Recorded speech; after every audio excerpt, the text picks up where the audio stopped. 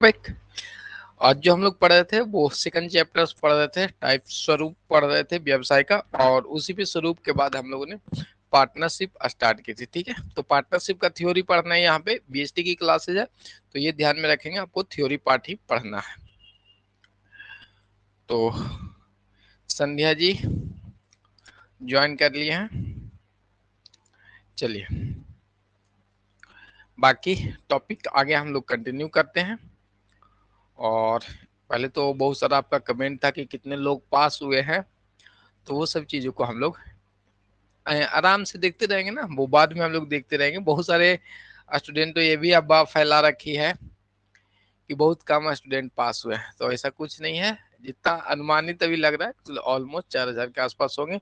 और जैसे ही आपकी गुप्त सूत्रों से जो न्यूज कुछ आती है यानी बिहार बोर्ड से, तब आपको इन्फॉर्मेशन मिल जाएगा। अभी तक बोर्ड से कुछ इन्फॉर्मेशन नहीं मिले कितने स्टूडेंट आपके क्वालिफाई हुए हैं। क्लियर है? तो बाकी जितने भी न्यू स्टूडेंट होंगे वो अपना पुरानी वीडियो कोशिश करेंगे कि जल्द से जल्द वो अपना पुरानी वीडियो कवर कर लेंगे। उसके बाद आगे अब हम लोग कंटिन्यू करते हैं। और जैसे कि आपको पता है पार्टनरशिप पढ़ रहे थे, तो पार्टनरशिप में आपको पता था कि स्टार्टिंग में एकल स्वामी पढ़े, उसके बाद एचयूएफ पढ़े, उसके बाद पार्टनरशिप पे आए थे। और पार्टनरशिप में क्या था कि कम से कम दो व्यक्ति किसी व्यवसाय को करने के लिए एक साथ सामने आते हैं, यानी साथ में कोई व्यवसाय को करते हैं, और व्यवसाय भी आपका लीगल होनी चाहिए। कितना लोग पास हुए हैं देखिए, वो तो अब कितना लोग पास हुए हैं उस पर ज्यादा फोकस नहीं करना चाहिए। आप लोग को अपनी तैयारी अच्छी से करें, बाकी अपडेट आएगा विभाग से कि इतने मेल्स और इतने फीमेल्स या कितना टोटल पास हुए हैं, तो वो अपडेट हो जाएगा। लेकिन ऑलमोस्ट 3,000 से 4,000 के बीच में नॉर्मल पास होने की संभावनाएं हैं, उससे कम नहीं होगा। बाकी कुछ लोग 2,000 करें तो हमें नहीं लगता कि उतना कम होगा। ठीक है, तो अभी हम लोग जो चर्चा कर रहे थे वो पार्टनरशिप को पे कर रहे थे, ये ध्यान में रखना। और ध्यान में रखना पार्टनरशिप जो एक्ट है वो आपको 1932 है। ध्यान रखिएगा, पार्टनरशिप जो एक्ट है वो पार्टनरशिप एक्ट 1932 है। जो धारा 4 के अंतर्गत आपको क्या बताया गया, परिभाषा को बताया गया है। जो सेक्शन 4 है पार्टनरशिप एक्ट 1932 के अंतर्गत आपको पार्टनरशिप किसे कहते हैं वो बताया गया। तो इसके अंतर्गत आपको बताया गया कि साझेदारी उन व्यक्तियों के मध्य एक क्या है, संबंध है, जिन्हें ऐसे व्यवसाय को लाभ को बांटने के लिए समझौता करते हैं, और उस समझौता करते हैं जिससे वो उसको चलाएं, या उनमें से किसी एक के द्वारा वो व्यवसाय को चलाया जाता है। तो इसी को हम लोग क्या कहते हैं, पार्टनरशिप कहते हैं।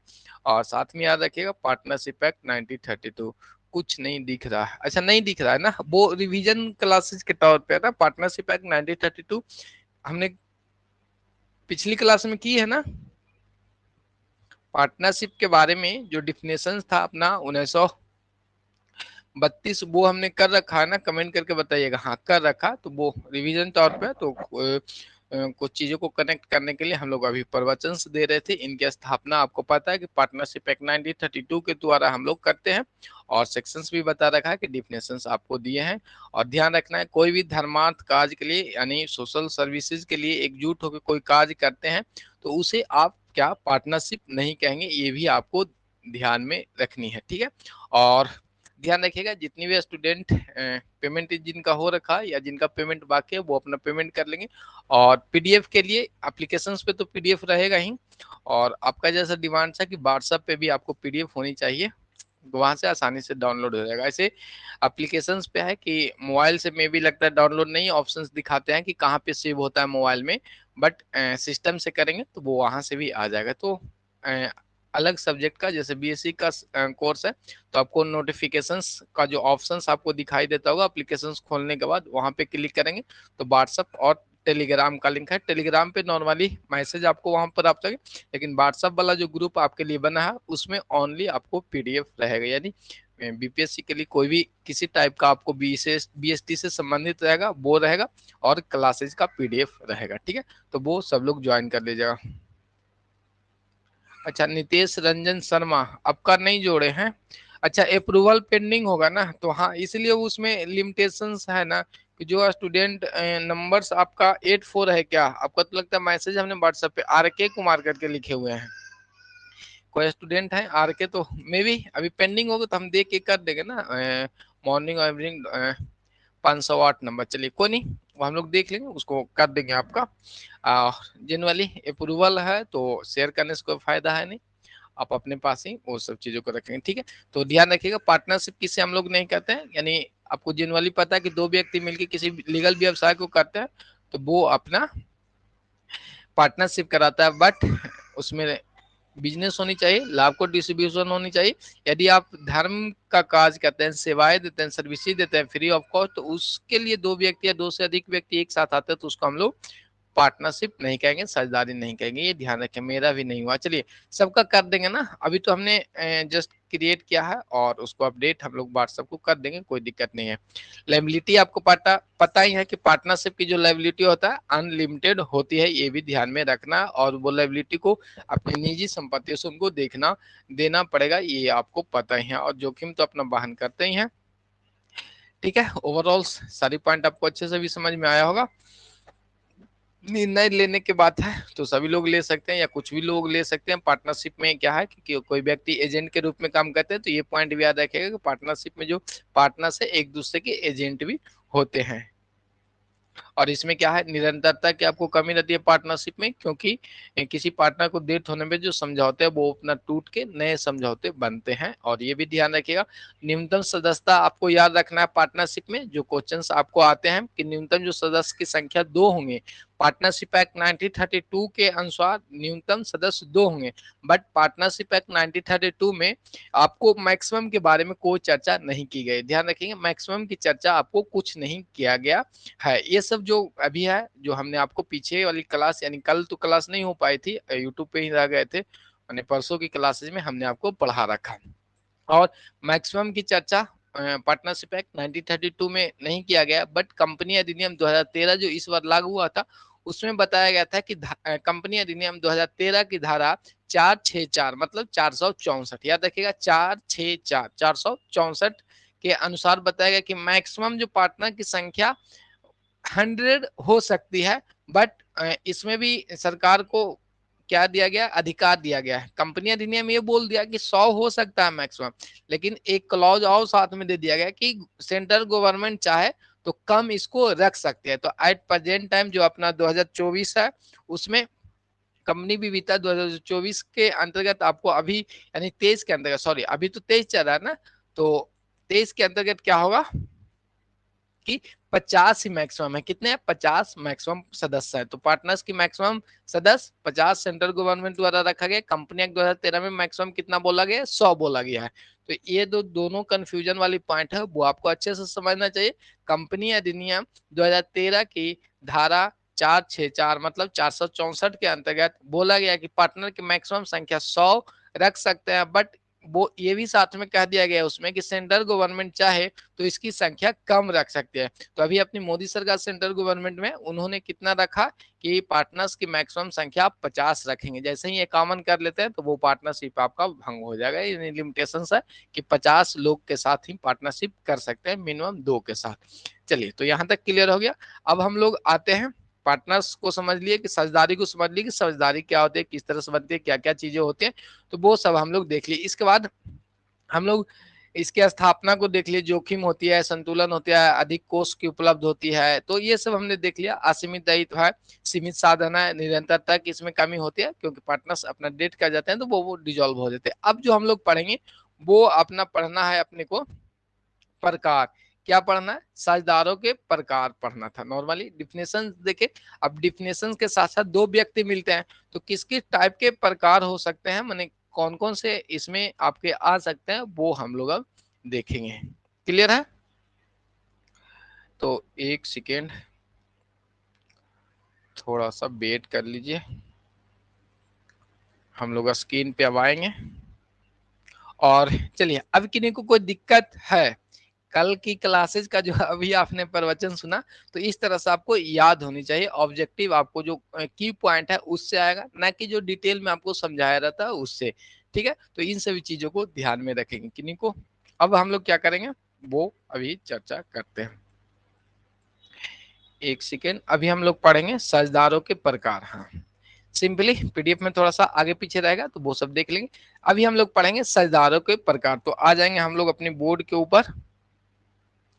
तो उम्मीद है कि विजुअल्स हैं बोर्ड, अच्छा अभी भी नहीं आया, चलिए अब आपके पास बोर्ड है, ठीक है। तो अब हम लोग पढ़ेंगे साझेदारों के प्रकार। बाकी पीडीएफ है और पीडीएफ अपडेट तो अब व्हाट्सएप ग्रुप में ही कर दिया जाएगा, लेकिन यहाँ पे भी एप्लीकेशंस पे भी रहेंगे, ठीक है। तो अभी हम लोग पढ़ेंगे साझेदार किसे कहते हैं, वो देखेंगे।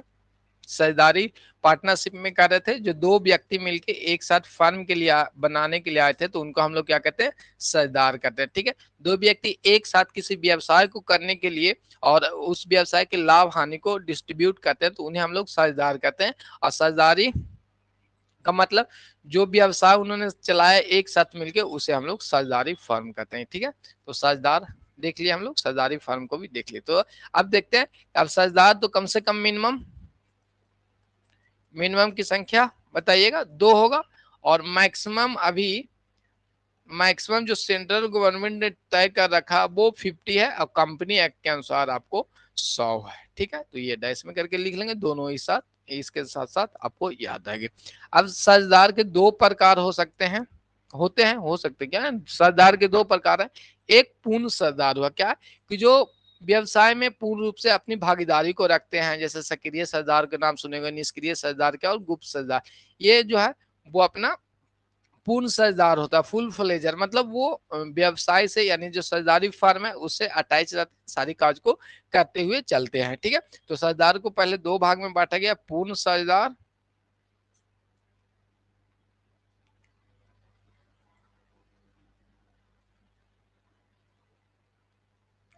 पूर्ण साझेदार, और सेकंड अपूर्ण साझेदार।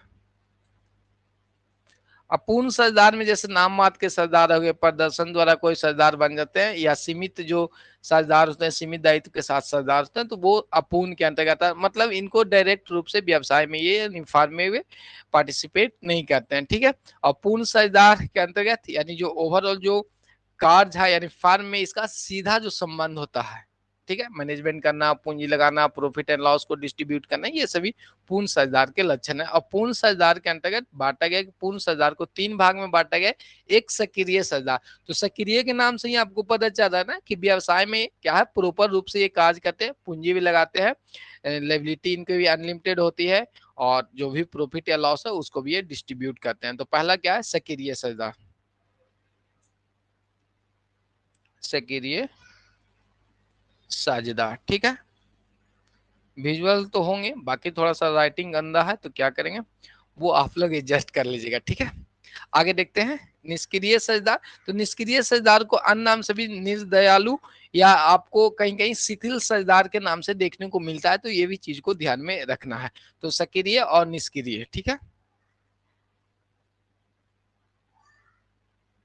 निष्क्रिय साझेदार, इन्हीं का अन्य नाम आपको है निर्दयालु, या आपको शिथिल कहते हैं। क्या कहते हैं, शिथिल है, मतलब पार्टिसिपेट जो मैनेजमेंट है, संचालन में ये भाग नहीं लेते हैं। निष्क्रिय मतलब ये जो ऑपरेटिंग प्रोसेस है, संचालन करना, इसमें भाग नहीं लेते हैं, पूंजी लगा देते हैं, प्रॉफिट लॉस और लायबिलिटी एज इट इज वहन करते हैं, बट वो क्या है, एक्टिव रूप में इसमें नहीं रहते हैं, ठीक है। इसके बाद आपको गुप्त साझेदार है, जो सीक्रेट साझेदार है, जिसमें क्या होता है, सीक्रेट साझेदार का मतलब हुआ कि पब्लिक को पता नहीं है कि ये भी पार्टनर्स में साझेदार है। तो ये अपने साझेदार के प्रकार हैं, वो देख लिया। साझेदार को दो भाग में, एक तो पूर्ण साझेदार जो अपने व्यवसाय के क्या है, सीधे रूप से संबंध रखते हैं, अपूर्ण साझेदार जो व्यवसाय में सीधे रूप से संबंध नहीं रखते हैं। अपूर्ण को भी 3 भाग में ही बांटा गया। एक नाम मात्र साझेदार, क्या है, नाम मात्र, क्या, नाम मात्र, नाम मात्र, नाम मात्र साझेदार, क्या है, नाम मात्र साझेदार का मतलब हुआ कि कोई माने, अब हम क्या कर लेते हैं, रतन टाटा को अपने फंड में नाम जोड़ लेते हैं, तो वो तो पूंजी नहीं लगाया, बट जो उनका गुडविल है, वो गुडविल आपके लिए काम करता है। तो ऐसे साझेदार को हम लोग क्या कहते हैं, नाम मात्र साझेदार करते हैं, मतलब उनकी जो व्यक्तिगत जो साख है उसका आप यूज करते हैं। तो ऐसे पार्टनर्स को हम नाम मात्र साझेदार कहते हैं, मतलब वो ना तो कैपिटल नहीं लगाएंगे, ना तो उनको लाभ में कोई मतलब है, ना प्रबंध में आते हैं, बट जो लायबिलिटी होगा वो अपना उनको वहन करना पड़ जाता है। ये ध्यान में निष्क्रिय में नाम मात्र में है, बाकी डिटेल में भी वो आपको पीडीएफ फॉर्म में है, उस पर भी हम लोग चर्चा कर लेंगे। ऐसे की पॉइंट में लिखना है तो अपनी नोट्स बुक में लिखते रहिएगा। अच्छा, वॉइस ब्रेक हो रहा है डॉली जी, कमेंट करके बताइएगा। तो इंटरनेट का आपके पास थोड़ा इशू हो गया होगा, कमेंट करके सब लोग बताएंगे क्या वॉइस में कोई दिक्कत है। वॉइस में सही है सर, चलिए सही है। हाँ, तो यदि किसी प्रकार की यदि दिक्कत रहेगा तो क्या करना है, एप्लीकेशन से बाहर होकर फिर से ज्वाइन कर ले, कोई दिक्कत नहीं होगा। ठीक है, क्लियर है। चलिए संध्या जी का आ गया, सिंधु रानी, चलिए तो ठीक है। बाकी आगे हम लोग देखते हैं।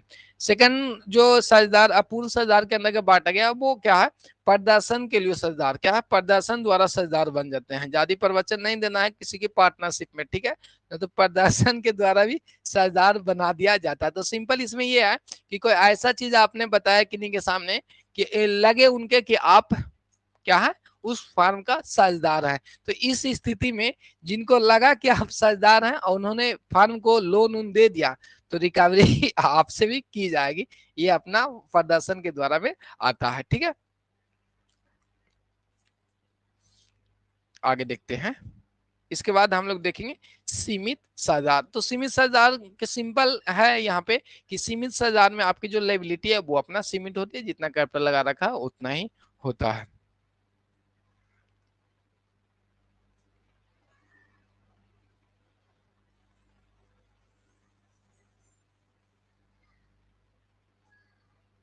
चलिए, सीमित साझेदार है, अवयस्क जो है, और क्वेश्चंस देखने को सीमित साझेदार का मतलब जितना आपने कैपिटल लगा रखा था उतना ही अपने को पार्टिसिपेट करना है हानि में। तो ये सब नॉर्मल थोड़ी थोड़ी पॉइंट के साथ हमने सीखा, और रिजल्ट भी यही सब पॉइंट के साथ आता है। बाकी तो डिटेल में हम लोग इसको देखेंगे।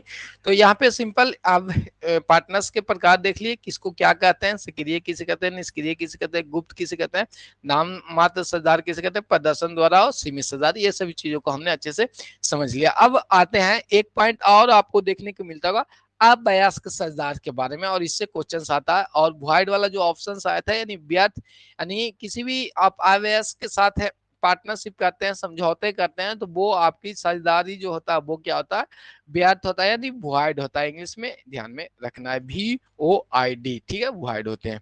तो ये वाली पॉइंट स्टेट में आया हुआ था। चलिए, अब जिनका सेक्शंस में आया होगा वो अपना देखे होंगे, नहीं आया होगा, और यदि अनदर का भी देखे होंगे तो वो देख लेंगे। अब हम लोग आते हैं आप बयास के बारे में, साझेदार के बारे में चर्चा कर लेते हैं। आप बयास, चलिए, अब अवयस्क का मतलब हुआ कि इनका जो एज है, क्या है, एज है वो 18 वर्ष से कम होनी चाहिए। यानी 18 वर्ष से यदि आपकी उम्र कम है तो अवयस्क है। तो यहाँ पे तो कोई अवयस्क नहीं है, सभी तो भाई शादीशुदा हैं।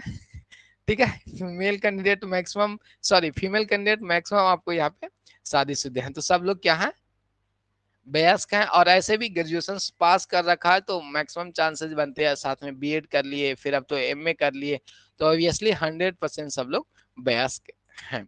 ठीक है, यानी 18 वर्ष से कम उम्र के कोई व्यक्ति हैं वो पार्टनरशिप में आते हैं, तो उनकी जो साझेदारी होगी वो क्या हो जाएगा, वॉइड हो जाएगा। क्या हो जाएगा, वॉइड, यानी व्यर्थ हो जाएगा इनकी साझेदारी। ये आपको ध्यान में रखना है, जो भी समझौते हो वो आपको वॉइड हो जाती है। और सिंपल ध्यान में ये चीज को रखना है। और पार्टनरशिप एक्ट 1932 के अंतर्गत जो धारा आपको 30 में बताया गया है, साझेदारी,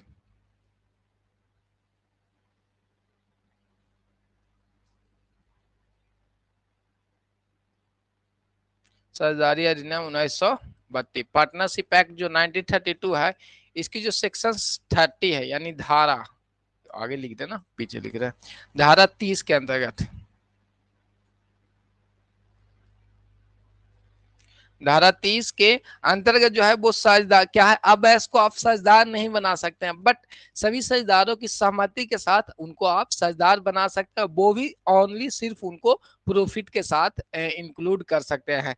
इसमें कहा गया कि आप अबयास को साझेदार नहीं बना सकते हैं, क्या है, नहीं बना सकते हैं, परंतु साथ में लिख दिया गया यदि सभी का सहमति हो, जो भी पार्टनरशिप में सभी का सहमति होगा, सहमति होगा, तो वो उनको अबयास को, किनको, अबयास की बात करें, अबयास जो साझेदार होंगे उनको वो उसमें रख सकते हैं साझेदारी में, और वो भी अपना कंडीशन है केवल लाभ के लिए ही, ठीक है। वो दायित्व में अब क्या है, अपना उनको हिस्सेदारी नहीं होगा, केवल उनके लिए लाभ में वो पार्टिसिपेट करते हैं। चलिए फिर कॉल आ गया, अभी तो कॉल ही आएगा, कोई नहीं, ठीक है। तो यहाँ तक ध्यान रखेंगे, लाभ में वो पार्टिसिपेट करेंगे, बाकी अन्य चीजों में कुछ नहीं है। अब देखेंगे हम लोग, आगे देखते हैं, क्लियर है। यहाँ तक ध्यान में रखेंगे, यदि कोई भी पार्टनर्स अवयस्क थे, बच्चे को हमने बना रखा है, तो उनमें जो धारा 30 है वो आपको कहता है कि आप पार्टनर्स नहीं बना सकते उनको, बट सभी की सहमति होगी तो वो बना लेंगे, केवल प्रॉफिट के लिए, यानी लाभ में वो पार्टिसिपेट करने के लिए। अच्छा एक सेकेंड, बहुत कॉल आ रहा, थोड़ा सा वेट कर लीजिए आप, थोड़ा सा वेट कीजिए, देख लेते हैं ना, हो सकता है कि उनका पेंडिंग होगा, न्यू स्टूडेंट वाले में नहीं, कोई नहीं है, चलिए कोई नहीं,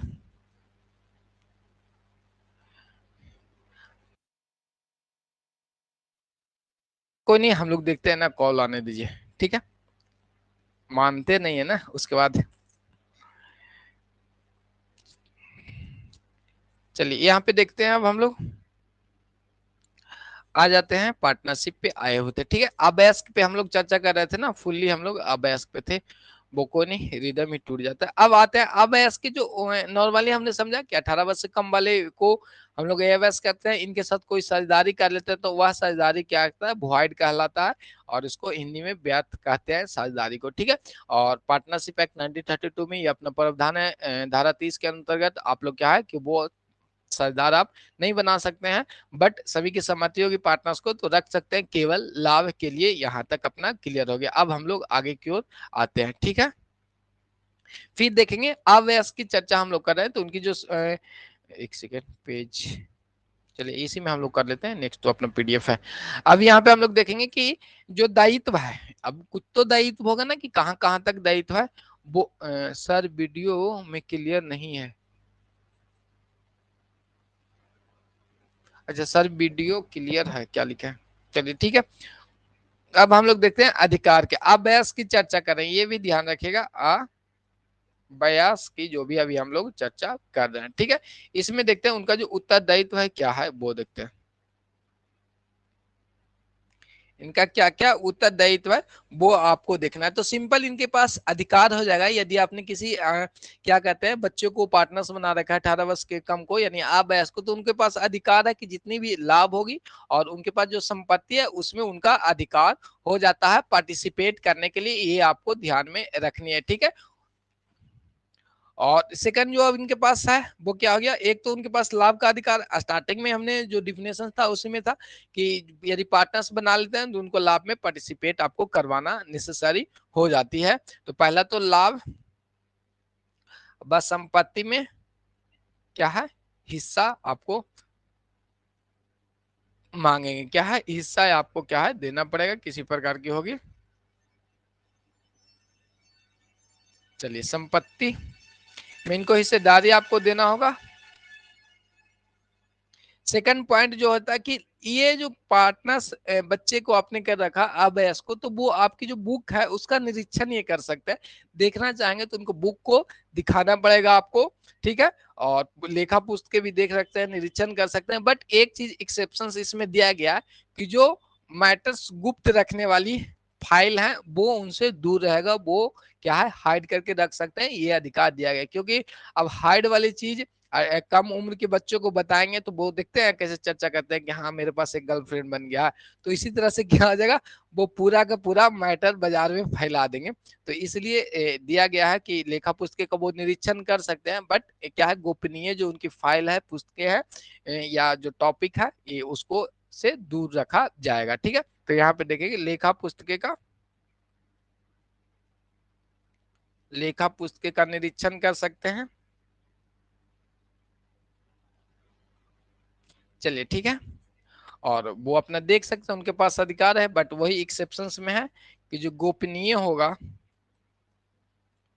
गोपनीय फाइल होंगे उनसे वो दूर रहेंगे, ठीक है। उनसे वो, उन्हें मतलब हुआ कि उनको वो नहीं दिखा सकते, ठीक है। अब किसी प्रकार की अब पार्टनर्स को बना रखे हैं, अब उनको मुकदमा करने का मन है तो वो आप पे मुकदमा दायर करवा सकते हैं किसी प्रकार की, जैसे हम उनको लगे कि हाँ प्रॉफिट कम मिला है, आप चीटिंग कर रहे हैं, तो वो मुकदमा दर्ज कराने का उनके पास अधिकार है। तो ये तो इनका अधिकार। अच्छा, हमने ऊपर में लिख लिया उत्तरदायित्व, अब बता रहे हैं अधिकार। चलिए ठीक है, ये इनके पास अपना अधिकार था कि उनको प्रॉफिट मिल जाएगा, उनको बुक को निरीक्षण कर सकते हैं और मुकदमा दायर कर सकते हैं। ठीक है, अब उत्तरदायित्व में देखेंगे तो नॉर्मली वो देख लेते हैं। पहले अधिकार को हम लोग देख रहे थे कि उनके पास अधिकार है कि लाभ प्राप्त कर लेंगे। उत्तरदायित्व का मतलब क्या वो काम कर सकते हैं, वो अपने को देखना था। तो यहाँ पे तो क्या है, उनको अधिकार मिला था ना कि लाभ वो प्राप्त करने का अधिकार है, लेखा पुस्तक का निरीक्षण करना और मुकदमा दायर करने का उनके पास अधिकार है। चलिए, तो अब देखते हैं इसके बाद जो कोई भी पार्टनर्स हैं तो उनके क्या क्या अब अधिकार तो मिल गया कि भाई प्रॉफिट ले लीजिए, बुक को देख लीजिए, चलिए केस भी कर लीजिए, मुकदमा दायर कर लीजिए। अब अपने को क्या है देखते हैं उत्तरदायित्व में। तो इसमें सिंपल आपने सुना होगा ना कि यदि कोई पार्टनर्स 17 महीना और कितना हो गया, सॉरी 17 वर्ष 6 माह हो गया, कितना हो गया 17 वर्ष 6 माह हो गया। तो इनको क्या है कि जैसे ही 18 वर्ष के होंगे, क्या है जैसे ही 18 वर्ष के होंगे तो वयस्क होने से 18 वर्ष से लेके 6 माह के अंदर, 18 वर्ष के बाद जैसे ही आपने वयस्क हो गया, 18 वर्ष से कम वाले को हम अवयस्क कहते हैं, 18 वर्ष जैसे ही आपको एज पूरा तो आप हो गए वयस्क। अब आपको उत्तरदायित्व तो आपके पास है, आपके पास जिम्मेवारी आ गया कि 6 माह के अंदर आपको सार्वजनिक सूचना दे देना है कि हम इस फर्म में पार्टनर्स रहना चाहते हैं या नहीं रहना चाहते हैं। ठीक है, ये बात को ध्यान में आपको रखना है। तो 6 माह के अंदर ये क्वेश्चंस आते हैं कि कितने माह के अंदर, तो जिस दिन से वो वयस्क हो गए उस दिन से 6 माह के अंदर आप वयस्क को नोटिस देना होगा कि हम वयस्क हो गए हैं और इस फर्म में साझेदार रहना चाहते हैं या नहीं रहना चाहते हैं। ठीक है, और यदि ये ऐसा नहीं करते कि 6 माह के अंदर सूचना नहीं दिए, ठीक है, सूचना नहीं दिए, ये तो सूचना दे दिए तो पता चल गया भाई कि हाँ ये पार्टनर्स रहना चाहते हैं। नहीं, सेकंड बनता है कि सूचना का अभाव हो गया, सूचना नहीं दे पाए, सूचना नहीं दिए या अभाव, हाँ नहीं दिए मतलब सूचना कोई नहीं दिए, तो ये माना जाएगा कि ये आपका क्या हो गया, साझेदार फर्म का बन गए, माना क्या जाएगा कि ये फर्म का साझेदार है। क्लियर है, यहाँ तक चीजों को ध्यान में आपको रखना है। ठीक है, अब सिंपल एक तो था कि 6 माह के अंदर आपने कह दिया कि हम साझेदार नहीं बनते, तो कहानी खत्म हो गया यहाँ पे, नो मैटर्स, आपकी जितना भी प्रॉफिट था वो लेके चल गए। कल होके सूचना आपने नहीं दिया तो आप हम लोग क्या मानेंगे कि आप पार्टनरशिप में क्या है, साझेदार हैं।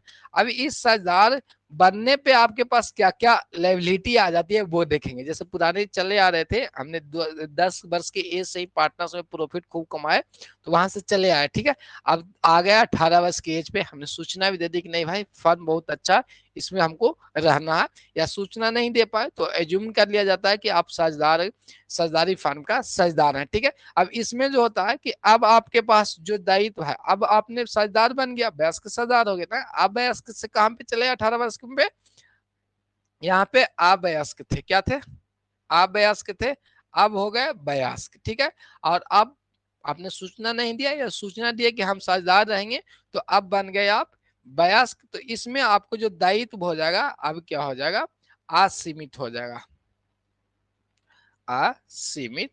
आपकी जो दायित्व है वो क्या हो जाएगा, असीमित हो जाएगा। क्लियर, जो दायित्व है वो अब आपका असीमित हो जाएगा। आपको पहले पार्टनर्स बने हुए थे अवयस्क में तो क्या था, लाभ में हिस्सा था, अब आपको साथ में हानि में भी हिस्सा मिलेगी। ठीक है, हानि में भी हिस्सा आपको मिलेगा, ये आपको ध्यान में रखना है। और स्टार्टिंग से जो भी आपने काम किया था फर्म में उसके प्रति पूरी दायित्व अब आपको बन जाएगा। मतलब 2000 मैंने 10 वर्ष की एज से जो भी काम किए उसके प्रति किसी भी प्रकार की वो अच्छी या खराब पॉइंट आते हैं तो उसके लिए आप क्या होंगे, उत्तरदायी होंगे। क्या होंगे, उत्तरदायी होंगे। ठीक है, तो यहाँ तक अब क्लियर हो गया होगा। किन्हीं को कोई ऐसा पॉइंट है कि लगता हो कि फिर से रिविजन करने की जरूरत है, तो ये अपना एक समरी टाइप का हो गया।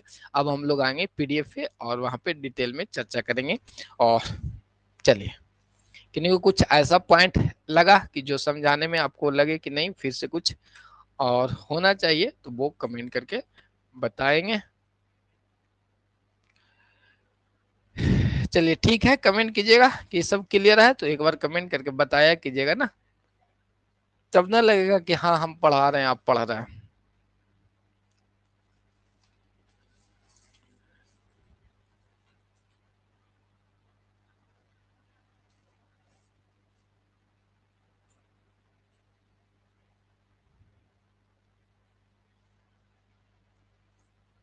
चलिए, श्वेता आर्या का क्लियर, नितेश रंजन क्लियर, सभी की क्लियर। चलिए अब हम लोग आगे बढ़ते हैं, बाकी पॉइंट टू पॉइंट पीडीएफ में है, उसको भी फॉर्मेट को समझ लेंगे, आपको पढ़ने में आसान होगा। की पॉइंट के साथ वहां पे हो गया, ये अपना पीडीएफ हो गया।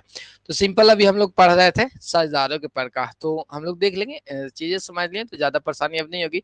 साझेदारी फर्म में विभिन्न प्रकार के साझेदार हो सकते हैं, उनमें से अलग अलग भूमिकाएं के साथ आपको एक किसी का भूमिका है दायित्व के आधार पर हम लोग क्या कहते हैं, बांटते हैं कि पार्टनर्स के कितने साझेदार होते हैं, उनके अधिकार दायित्व को भी हम लोग भारी भांति समझने के लिए जो प्रकार से अच्छे से समझ पाते हैं। जैसे सक्रिय साझेदार हो गया, तो एक सक्रिय साझेदार हुआ है जो पूंजी लगाता है फर्म के देनदारों के प्रति, उसका जो लायबिलिटी है यानी क्रेडिटर्स के प्रति लायबिलिटी असीमित है। यह साझेदार अन्य साझेदारों की ओर से व्यवसाय को संचालन के रूप में सक्रिय में भाग लेता है। सक्रिय का मतलब जो व्यापार को ऑपरेट करने में भाग लेता है, पूंजी भी लगाएंगे, लायबिलिटी भी अनलिमिटेड होगी, यानी सारी प्रोसेस है वो ये करते हैं। फिर निष्क्रिय साझेदार में हो गया कि वो कार्य में भाग नहीं लेते हैं। क्या वो कार्य में भाग नहीं लेते हैं, इसे निष्क्रिय साझेदार या सुसुप्त साझेदार कहते हैं। वो कहते हैं, ठीक है। निष्क्रिय साझेदार का मतलब क्या है कि फर्म में वो पूंजी लगाएंगे, लाभ हानि को उसके जो दायित्व है वो भी डिस्ट्रीब्यूट करेंगे, और दायित्व उसको असीमित ही होगी, ठीक है। बट इसमें क्या है, निष्क्रिय में जो है वो अपने ऑपरेटिंग में यानी कार्य भाग में नहीं लेते हैं। आगे आते हैं गुप्त साझेदार। जैसे देखो, वह साझेदार जिसके फर्म के संबंध को साधारण जनता नहीं जानते हैं। गुप्त साझेदार के मतलब पार्टनर्स हैं, किसी को पता नहीं है। इस विशिष्टता को छोड़कर बाकी सभी मामलों में अंश साझेदार का मतलब वो लाभ भी लेंगे, पूंजी भी लगाएंगे, सारी चीजें करेंगे, बट पब्लिक को नहीं पता है, ठीक है। तो उसको हम लोग क्या कहते हैं, गुप्त साझेदार कहते हैं। आगे हमने देखा था नाम मात्र का साझेदार। नाम मात्र का साझेदार देखेंगे, यह साझेदार जिसके नाम का प्रयोग फर्म करता है, जैसे हमने एग्जांपल के साथ रतन टाटा का नाम बताया था।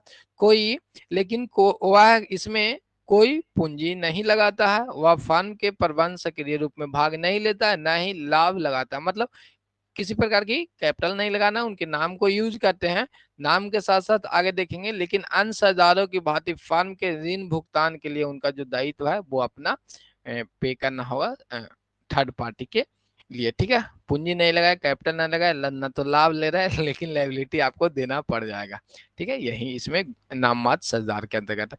अब देयता के आधार पर बांटा गया था कि जो लायबिलिटी के आधार पर है वो नॉर्मली समान साझेदार होते हैं, जिनका दायित्व जो दायित्व मतलब लायबिलिटी है वो असीमित है, उसको समान साझेदार कहेंगे। समान साझेदार में साझेदारों का दायित्व असीमित एवं संयुक्त होता है, मतलब अनलिमिटेड होगी, और ओवरऑल सबको पे करना पड़ता है। इसमें साझेदार का प्रतिबंध में भाग लेना, क्या प्रबंध में भाग लेना, साझेदार क्या है जो मैनेजमेंट है वो भाग लेते हैं, ऐसे फर्म का पंजीकरण ऐच्छिक होता है, यानी नॉर्मली जो होता है मेरे पुराने पार्टनरशिप और पुराने पार्टनरशिप दोनों में हो सकता है। क्या लिखे, माइनर माइनर पार्टनर्स लिखे हैं, माइनर पूर्ण पार्टनरशिप और पूर्ण पार्टनरशिप दोनों में हो सकता है। देखिए हाँ, तो वो तो नॉर्मल चीज है ना। यदि पूर्ण और अपूर्ण की बात कर रहे हैं तो हम लोग देखेंगे ना जो क्या क्या लाइबिलिटी होती है। सिंपल यदि अपूर्ण माइनर की बात कर रहे हैं 18 वर्ष के साथ, तो उनको तो सिंपल ना तो कुछ लगाना, सिर्फ आपको उनको प्रॉफिट में हिस्सा देना है, ठीक है। और अपूर्ण के अंदर का जो पार्ट है वो आपको देख लेना है,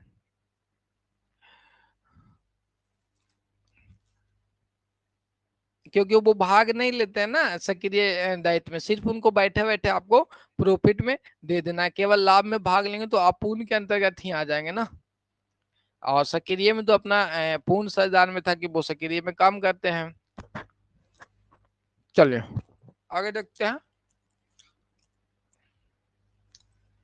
यहाँ पे देखेंगे, फर्म का अस्तित्व साझेदारों की मृत्यु, पागलपन, अवकाश ग्रहण करने से प्रभावित होता है। मतलब वो जो साझेदारी समझौता होता है वो अपना टूट जाता है।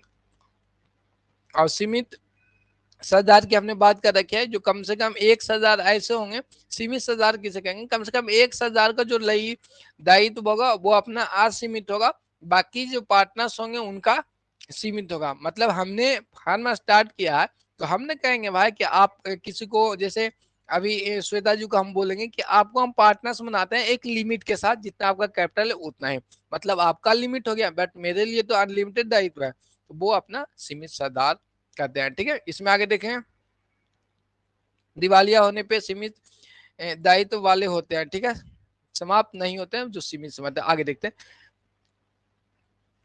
साझेदार परवान में भाग नहीं ले सकते हैं तथा उनके कार्यों से ना तो फर्म ना ही दूसरे साझेदार को बाध्यता होती है, ऐसी साझेदार पंजीकरण अपना अनिवार्य होते हैं। तो नॉर्मली है, जिनके पास अनलिमिटेड है वो ही सब काम करेंगे, सारी चीज को वो ही पार्टिसिपेट करते हैं चीजों को। अब आते हैं नॉर्मली साझेदारी संलेख पे। कहाँ पे आते हैं हम लोग, साझेदारी संलेख को। अब साझेदारी संलेख क्या है कि जब बहुत सारे पार्टनर एक साथ मिलके किसी नियम कानून के साथ, माने बहुत सारे समझौते हो गए कि प्रॉफिट इतना लेंगे, सैलरी लेंगे, लोन देंगे कि नहीं देंगे, इंटरेस्ट देंगे कि नहीं देंगे, इन सभी चीजों को एक पेज पे लिखते हैं, उसी को कहते हैं हम लोग संलेख कहते हैं। यानी साझेदारों के बीच के द्वारा लिखे गए जो एग्रीमेंट हुआ उसे हम लोग साझेदारी संलेख कहते हैं।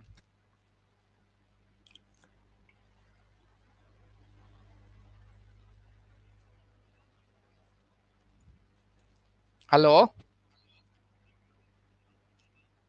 क्या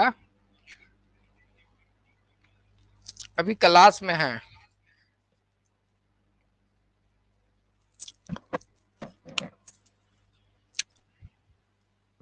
चलिए, 76 बहुत सारे ऐसे स्टूडेंट हैं जिनका बहुत सारे कॉल आ रहा, जो 0.21 21 1231 ऐसे करके फेल हुए, वो लोग ज्यादा ही परेशान हो रहे हैं, और लाजमी भी उनको भी लग रहा है कि थोड़ा सा ग्रेस मार्क्स मिले तो कुछ उपाय हो जाए। चलिए आगे हम लोग यहाँ पे देखते हैं क्या, अभी हम लोग आगे देखते हैं।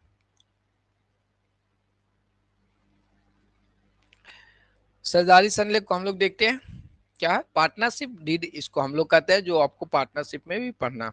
साझेदारी संलेख क्या है, उन लोगों का ऐच्छिक संगठन है जो समान उद्देश्य की प्राप्ति के लिए एकजुट हुए। क्या है, एक नॉर्मल उद्देश्य की प्राप्ति के लिए अपना व्यवसाय करते हैं।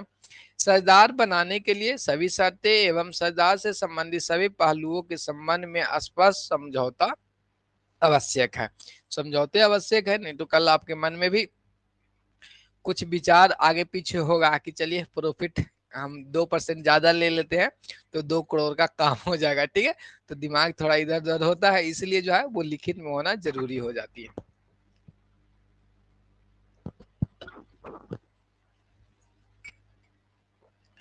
यहाँ पे देखते हैं, साझेदार बनने के लिए सभी शर्तें एवं साझेदारों से संबंधित सभी पहलुओं के संबंध में स्पष्ट समझौता आवश्यक है। अब यहाँ पे तो स्पष्ट की बात करें, लिखना या ना लिखना वो अपना आगे हम लोग उस पर चर्चा करें। अच्छा, डॉली कुमारी सर मेरा भी है 2.66, तो अभी नॉट क्वालिफाइड में आ गया है क्या? डॉली जी कमेंट करके बताइएगा। चलिए, सो सॉरी, चलिए कोई नहीं, देखते हैं आगे कुछ हो पाएगा तो सोमवार मंगल तक आपको अपडेट आ जाएगा। बाकी देख लेते हैं, फिर मैसेज कर लीजिएगा, वहां पे डिटेल में चर्चा हो जाएगी। ठीक है, आगे देखते हैं। यहाँ पे देखते हैं, बाद में साझेदारों में किसी प्रकार की गलतफहमी ना हो, मतलब स्पष्ट समझौते होने चाहिए जिससे क्या है कि गलतफहमी अपने पास नहीं उत्पन्न होगा। यह समझौता मौखिक, क्या है, यह जो समझौता है वो आपको मौखिक अथवा लिखित हो सकते हैं, ध्यान रखेंगे। लास्ट में ना वो अपने डॉली जी नंबर से उस पर कांटेक्ट कर लीजिएगा ना, वो अभी क्लासेज कर लेते हैं ना, बच्चों लोग को दिक्कत हो जाएगी। ठीक है, उस पर हम लोग देखेंगे। लिखित समझौते होना क्या है, आवश्यक नहीं है, आपको मन है तो मौखिक में कर लेंगे या तो लिखित में कर लेंगे, लेकिन एट प्रेजेंट टाइम में सभी लोग जानते हैं कि चीटिंग आम बात हो जाती है। मनी को देखने के बाद धनी लोग भी सरक जाते हैं, तो ये ध्यान में रखना है। तो किसी भी के साथ आपको पार्टनरशिप करनी है तो वो क्या करना है, लिखित में ही करना अच्छा रहता है। लेकिन ये नेसेसरी नहीं है कि आपको लिखित ही करना, मन है तो ओरली यानी मौखिक या लिखित दोनों में से कोई भी रख सकते हैं। ठीक है, वहीं लिखा हुआ है कि लिखित समझौता को होना आवश्यक नहीं है, लेकिन अच्छा यही रहता है कि समझौता लिखित ही हो। अब यहाँ बोला जाए अच्छा आपको यही रहता है कि राइटिंग होना चाहिए, रिटर्न होना चाहिए, होना चाहिए, हाँ नहीं होना चाहिए ना, मन है तो आप रख सकते हैं रिटर्न में, या तो आपने ओरली रख सकते हैं, दोनों में से कुछ भी रख सकते हैं। ठीक है, लेकिन अच्छा क्या होता है कि रिटर्न में रखेंगे तो किसी प्रकार की चीटिंग समस्याएं आपके सामने नहीं आएगा। ठीक है, आगे देखते हैं, क्योंकि यह निर्धारित शर्तों का प्रमाण पत्र होता है। किसी चीज पे आपने लिख दिया कि ये प्रोसेस है तो उसको फॉलो करना उनको पड़ता है, चीटिंग की समस्याएं बहुत कम हो जाती हैं। आगे देखते हैं, लिखित समझौते जो साझेदारों की शासित करने के लिए शर्त व परिस्थितियों का उल्लेख रहता है, साझेदारी संलेख कहलाता है। मतलब एक आपके पास पेपर है, उस पे आपने लिख दिया कि पार्टनर्स ये सैलरी आपको इतना मिलेगा, इंटरेस्ट आपको इतना मिलेगा, ये संचालित करेंगे, और ये जो पेज पे लिखाया इसी को हम लोग कहते हैं साझेदारी संलेख। नॉर्मली या तो आप पेज पे भी लिख सकते हैं, या क्या है ओरली यानी प्रवचन दे के भी कह सकते हैं कि चलो दोनों पार्टनर्स हैं लंगोटिया या, तो साथ में ऐसे ही कर लेते हैं। बट पता चलता है 6 महीने के बाद मारा पीटी करके निकल लेते हैं, क्योंकि रिटर्न में है नहीं, आपने कुछ सोचा, सामने वाला बंदा कुछ सोच रहा है, तो वो डिफर होता है, इसके कारण ये सब आ जाते हैं। अब देखते हैं कि साझेदारी संलेख में समानता निम्न पहलुएं आपको सम्मिलित होती है, वो ध्यान में रखना है। साझेदारी संलेख में समानता निम्न पहलुएं आपके होते हैं कि क्या क्या साझेदारी संलेख में लिखता है कि किस टाइप की आपको बिजनेस है, ये लीगल वैलिड होता है। अच्छा लीग नहीं ना, वो देखिए वैलिड दोनों है ना, एक हुआ कि आपके पास प्रूफ हो गया, दोनों में से कोई कर सकते हैं। ठीक है श्वेता जी, ओरल या मौखिक की बात करें, दोनों में से आप कोई कर सकते हैं। बट या तो फिर ओरल है तो आपको 1932 को फॉलो करना पड़ेगा, जो प्रावधान उसमें है कि पार्टनर्स को सैलरी नहीं देंगे, इंटरेस्ट उनके कैपिटल पे नहीं देंगे, ये सब फॉलो करना है। अब आपको माने कि हमको इंटरेस्ट कैपिटल पे इंटरेस्ट लेना है, तो एक पेज पे लिख लेंगे कि चलो ये एग्रीमेंट रहा। ठीक है, कि हम 30% नहीं 80% प्रॉफिट का भाग लेंगे, इसलिए होता है दोनों अपना काम चल जाएगा, कोई इसमें कोई दिक्कत नहीं। आगे देखते हैं, तो साझेदारी संलेख में क्या लिखना है कि किस टाइप का अपना व्यवसाय होगा, और कहाँ पे व्यवसाय करेंगे, व्यवसाय की अवधि कितना होगा, लाभ किस तरह से बांटेंगे। ठीक है, ये अपने हिसाब से क्या है कस्टमाइज कर सकते हैं कि अपने हिसाब से इसको डाल सकते हैं। वेतन हमें कितना लेना है, आहरण करेंगे तो कितना लेगा, साझेदार को प्रवेश अवगाहन पे किस तरह से हम लोग करेंगे, उनकी जो कैपिटल्स है या ड्राइंग पे इंटरेस्ट किस रेशियो में हमें लेना है, ये अपना क्या है लिखित में रहेगा, तो ये अपने हिसाब से आप लिख सकते हैं। साझेदारी संलेख में क्या हुआ कि आप अपने हिसाब से लिख सकते हैं, फर्म के समापन की प्रक्रिया क्या होगी, ऑडिटिंग कैसे करवाएंगे, या नॉर्मली कर लेंगे, खाता कैसे तैयार करना है, विवादों को जो समाधान है वो कैसे करना है। नॉर्मली सारा पॉइंट भी नहीं लिखाएगा, तो अंतिम में हम लोग लिख देंगे कि किसी भी पॉइंट को इसमें डिस्कशन नहीं हो रखा, तो वो 1932 के अंतर्गत हम लोग चल जाएंगे, क्या साझेदारी अधिनियम, भारतीय साझेदारी अधिनियम 1932 के अंतर्गत हम लोग फॉलो करेंगे।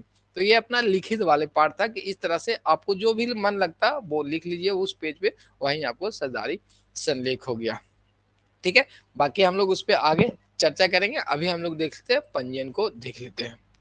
ठीक है, अब साझेदारी का हमने देखा कि डीड बना रखे हैं, और अभी हम लोग रजिस्ट्रेशन करवा रहे हैं। तो नॉर्मली आपको रजिस्ट्रेशन है कि हर एक जिले में आपको आरओसी रहते हैं, वहां पे आपको रजिस्ट्रेशन करवा लेनी है। साझेदारी फर्म के पंजीयन का अर्थ है फर्म के पंजीयन अधिकारी के पास रहने वाले फर्म के रजिस्ट्रार, क्या रजिस्ट्रार के फर्म का नाम तथा संबंधित विवरण प्रविष्टि कराना है। मतलब आरओसी के पास यानी रजिस्ट्रार ऑफिस जाना है, अपनी जो फर्म के बारे में डिटेल उनको देने है, रजिस्ट्रेशन करवा लेनी है, और वो आपको पक्का प्रमाण पत्र एक पेज में देंगे, उनको फोटो फ्रेम करके अपने शॉप में या जहाँ भी फर्म है वहां पे टांग के सजा सकते हैं। ठीक है, ये अपना करना अनिवार्य हो जाता है, रजिस्ट्रेशन करवाना है तो करवा लेना चाहिए। ठीक है, आगे आते हैं, फर्म को पंजीकरण करना आपको क्या है नॉर्मली ऐच्छिक है, आपको मन है तो करवाए, नहीं मन तो नहीं करवाए, क्योंकि आपके ईट भट्टे वाले आपके पास होंगे तो देखते होंगे ना, नॉर्मली ऐसे भी करवा लेते हैं।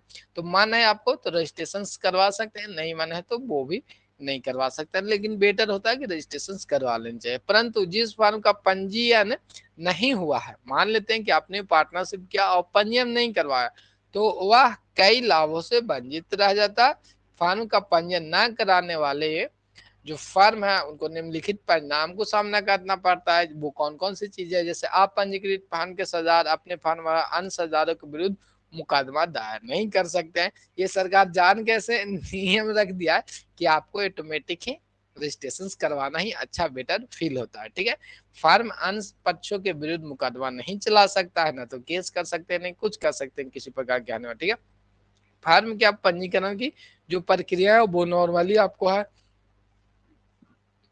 नॉर्मली है कि एक फर्म के रजिस्ट्रार के पास निर्धारित जो आपके फॉर्मेट हो गया, आवेदन देना, उसमें नाम, स्थान और या फर्म के साझेदारों के विरुद्ध कोई मुकदमा है कि नहीं, ये अपने को बताना है कि हाँ भाई गैंगस्टर लोग हम लोग हैं और फर्म चलाना चाहते हैं। तो ये पूरा डिटेल अपनी व्यवसाय के बारे में देना है, साझेदारों को फर्म के प्रवेश की तिथि, ये सब चीज आपको नॉर्मली चीजें जो आपको दे देना है। ठीक है, इस आवेदन पे सभी साझेदारों के अपने सिग्नेचर्स होंगे। फर्म के रजिस्ट्रार के पास आवश्यक फीस आपको जमा करवानी होगी, जो भी फीस से रहेगी।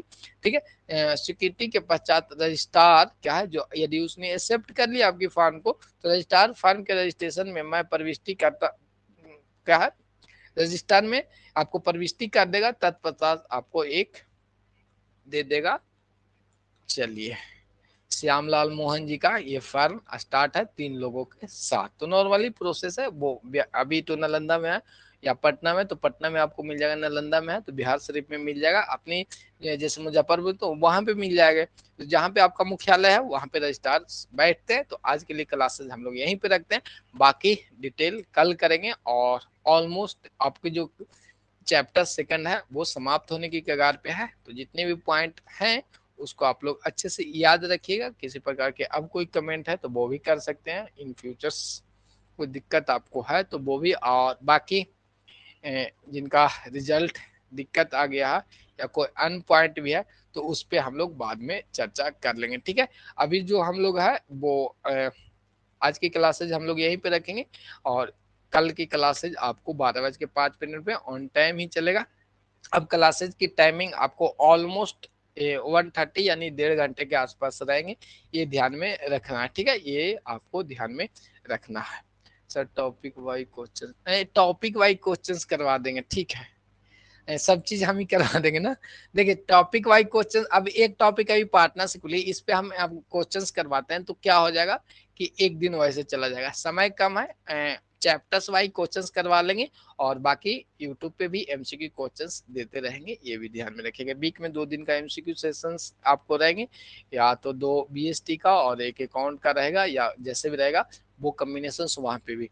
पीडीएफ कैसे मिलेगा, पीडीएफ के लिए या तो एप्लीकेशन पे आपको है, ठीक है, और जो पॉइंट हमने बता रखा वो अपना नोटबुक में रखेंगे, या प्रिंट करना तो उस पर भी लिख सकते हैं, वो जैसा आपका मर्जी है। लेकिन प्रिंट आपको महंगा पड़ेगा क्योंकि जो बोर्ड का स्लाइड का जो क्या है स्पेस होता है वो कम होता है और वो A4 साइज का नहीं होता है। ठीक है, तो टाइमिंग अभी फिलहाल 10-15 दिन यही टाइमिंग पे चलेगा नॉर्मली, उसके बाद देखते हैं कुछ नहीं। देखिए ना, वो किसी भी टाइम में रखेंगे ना तो 10 स्टूडेंट 5 स्टूडेंट का टाइमिंग का इशू देखने को मिलता है, तो थोड़ा आप ही एडजस्ट कर लीजिए। अब हम अपने हिसाब से करेंगे, जब हमें सुटेबल्स लगेगा किसी प्रकार के तो वो कर लेंगे। अभी आप कहिएगा कि सर 2 बजे कर लीजिए तो अनदर स्टूडेंट का वहां पे समस्या होती है कि उनको कहीं पे क्लास हो जाएगी, तो थोड़ा सा टॉपिक आप लोग एडजस्ट कर लेंगे, टाइमिंग एडजस्ट कर लेंगे। बाकी तो कहीं ना कहीं पे किसी भी टाइम में क्लास करेंगे तो आपको नहीं कि और को दिक्कत होगा, तो हमें सभी को लेकर चलना है। इसलिए क्या करेंगे,